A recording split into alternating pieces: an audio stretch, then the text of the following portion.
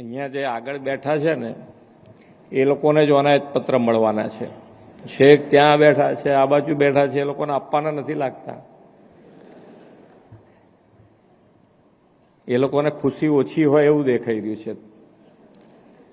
મળવાના છે બધાને. ત્યાં બેઠા છે આ બાજુ, કઈ પાછળ બધા જોરથી હાથો પાડો. તો પછી તાલીઓ કેમ નથી પાડતા તમારા?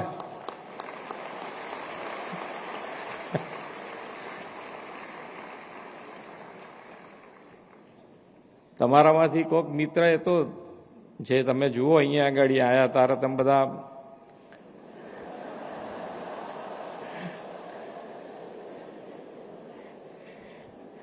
પણ આપણે બધા વસુદેવ કુટુંબકમમાં આપણે માનીએ છીએ ને, એટલે દરેક જણના સ્વભાવ સરખા તો મળવાના જ નથી.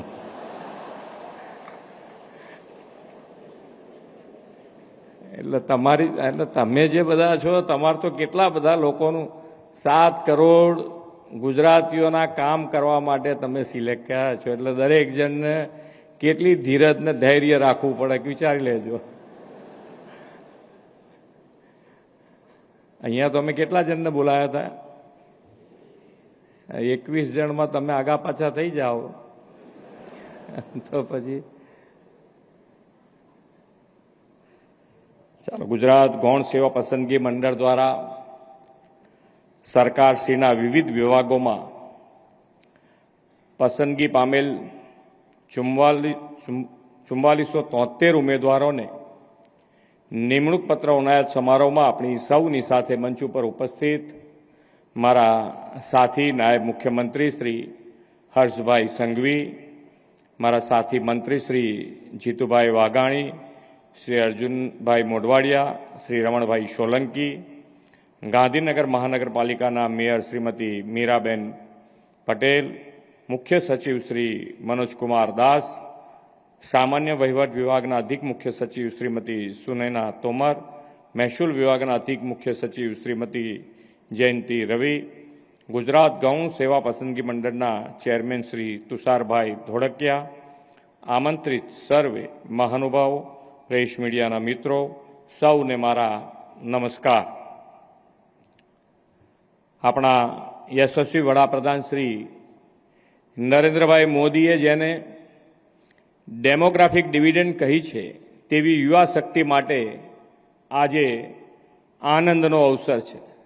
રાજ્ય સરકારના વિવિધ વિભાગોમાં નવી નિમણૂક મેળવી રહેલા 4000થી વધુ હોનહાર યુવાનોને જીવનની આ નવી શરૂઆત માટે ખૂબ ખૂબ અભિનંદન પાઠવું છું.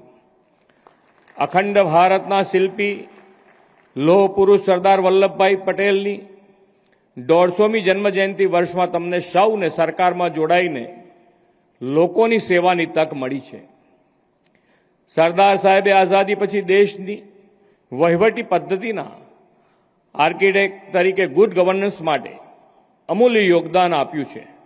સરદાર સાહેબે સિવિલ સર્વન્ટની જવાબદારી અંગે બહુ સૂચક વાત કહી હતી. આઝાદ ભારતના સિવિલ સર્વન્ટ પોતાને દેશના સામાન્ય નાગરિકનો જ એક ભાગ સમજીને પોતાની ફરજો બજાવવાની છે એવો સંદેશ તેમણે આપ્યો હતો. વડાપ્રધાન શ્રી નરેન્દ્રભાઈ મોદીએ પણ એ જ પરંપરાએ ચાલીને નાગરિક દેવો ભવનો મંત્ર સરકારમાં અપનાવ્યો છે અને લોકોને ગુડ ગવર્નન્સની પ્રતીતિ કરાવી છે. રાજ્ય સરકારની સેવામાં તમને મળેલી નોકરીની તક માત્ર સરકારી નિમણૂક નથી, ગુડ ગવર્નન્સ દ્વારા સામાન્ય માનવીની સેવા થકી રાષ્ટ્ર નિર્માણના યોગદાન આપવાની મોટી તક પણ છે. મને અહીં બેઠેલા અમને સૌને વિશ્વાસ છે કે તમે રાષ્ટ્રહિત પ્રથમ અને રાજ્યના વિકાસથી રાષ્ટ્રના વિકાસના ભાવને તમારી સમગ્ર કેરિયરમાં પ્રાથમિકતા આપશો. પ્રાથમિકતાની સાથે કાર્યરત રહીને કોઈ નાના માનવીની મુશ્કેલી દૂર કરીને, કોઈ વિધવા માતાના આંસુ લૂછીને કે નિરાધારનો આધાર બનીને સંવેદનશીલ સરકારનો સૌને અનુભવ થાય તેવા તમારા વાણી, વર્તન અને વ્યવહાર હોય એવી અમે અપેક્ષા રાખીએ છીએ. આદરણીય શ્રી મોદી સાહેબે ગુડ ગવર્નન્સ માટે ટ્રાન્સપરન્સી, ડિજિટલ ટેકનોલોજીનો વધુ ને વધુ ઉપયોગ અને હ્યુમન રિસોર્સિસ મેનેજમેન્ટ પર ફોકસ કર્યું છે. વિકસિત ભારતના નિર્માણ માટે ગરીબ, યુવા, અન્નદાતા અને નારી શક્તિને તેમણે મજબૂત પિલ્લર કહ્યા છે. આપણે પણ એ 4 પિલ્લરને વિકસિત ગુજરાત માટેનો આધારસ્તંભ બનાવ્યો છે. વડાપ્રધાનશ્રીની પ્રેરણાથી ગવર્નન્સમાં ટેકનોલોજીનો વ્યાપ વધાર્યો છે અને કેડર મેનેજમેન્ટ પોર્ટલ કાર્યરત કર્યું છે. 3000થી વધુ કેડરની માહિતી સાથેનું આ પોર્ટલ ખાલી જગ્યાઓ ભરવા અને ભવિષ્યના મેન પાવર રિક્રુટમેન્ટના આયોજન માટે મહત્વપૂર્ણ બન્યું છે. વિકાસની તેજ ગતિની સાથે લોકોને ઇઝ ઓફ લિવિંગ અને ઇઝ ઓફ ગવર્નન્સ મળે તેવા હેતુ સાથે આપણે કામ કરી રહ્યા છીએ. માનવબળની ઉણપને કારણે લોકોને સરકારની સેવા સુવિધાઓ મળવામાં કોઈ અગવડ ન પડે તેવું મેન પાવર પ્લાનિંગ અને 10 વર્ષીય રિક્રુટમેન્ટ કેલેન્ડર આપણે તૈયાર કર્યું છે. આના પરિણામે રોજગાર ઇચ્છુક યુવાનોને પરીક્ષાની આગોતરી માહિતી મળી રહે છે અને પૂરી તૈયારીઓ કરીને સફળતા મેળવી શકે છે. આ એક અદ્ભુત માન્ય વડાપ્રધાન શ્રી કે જે ટ્રાન્સપરન્સીના હિસાબે આજે તમે બધા જ અહીંયા નોકરી જે મેળવી છે એ કોઈ પણ જાતની કોઈ પણ લાગવગ વગર પોતાની મહેનત થકી આ નોકરી ગુજરાત સરકારમાં મળતી થઈ ગઈ છે. એ આપણા સૌ માટે આનંદની વાત છે. પહેલાં એ બધાએ નોકરીઓ સરકારમાં કેવી રીતે મળતી હતી આપણે બધાએ જોયેલું છે અને આજે તમે જ્યાં હોવ ત્યાં ગુજરાતના કોઈ પણ ખૂણેથી આપણો યુવા આ પરીક્ષા આપી શકે અને એને પોતાને એના જો પોતાનામાં આવડત છે, પોતાની હોશિયારી છે, તો એને પોતાને વિશ્વાસ હોય છે કે મને ગુજરાત સરકારમાં નોકરી મળશે મળશે ને મળશે. આ આપણા માટે ખૂબ મોટી સિદ્ધિની વાત છે.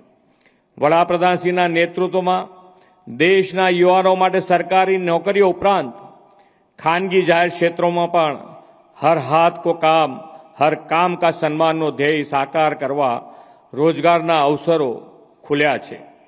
આ માટે તેમણે રોજગાર મેળાઓ આપણે અહીંયા રોજગાર મેળાઓ શરૂ કરાવ્યા છે. યુવાનોને તેના દ્વારા નિમણૂકો પણ મળી રહી છે. 3.5 કરોડ યુવાનોને રોજગારના અવસરો આપવા વડાપ્રધાન શ્રી મોદી સાહેબના વિઝનથી PM વિકસિત ભારત યોજના પણ કાર્યરત થઈ છે. 2047માં દેશની આઝાદીની આપણે શતાબ્દી મનાવીશું ત્યાં સુધીના આ સમયને વડાપ્રધાન શ્રી મોદી સાહેબે અમૃતકાળ કહ્યો છે. તમે સૌ એવા નસીબવાળા અને નાની વયના યુવાનો છો કે અમૃતકાળમાં તમને જનસેવાની તક મળી છે. આપણે આઝાદીની શતાબ્દી 2047માં મનાવીએ ત્યારે તમે સૌ સરકારી સેવામાં કાર્યરત હશો જ. વિકસિત ભારત માટે વિકસિત ગુજરાતના નિર્માણના સંવાહક બનીને તમે ઈમાનદારી અને નિષ્ઠાથી લોકોની સેવા કરો. તમારી ફરજો અને કામમાં શિથિલતા નહીં, નવીનતાના અભિગમ સાથે ઉત્તરોત્તર પ્રગતિના શિખરો સર કરો. એ જ શુભેચ્છા સાથે વિરમું છું. ભારત માતા કી જય. વંદે માતરમ. જય જય ગરવી ગુજરાત.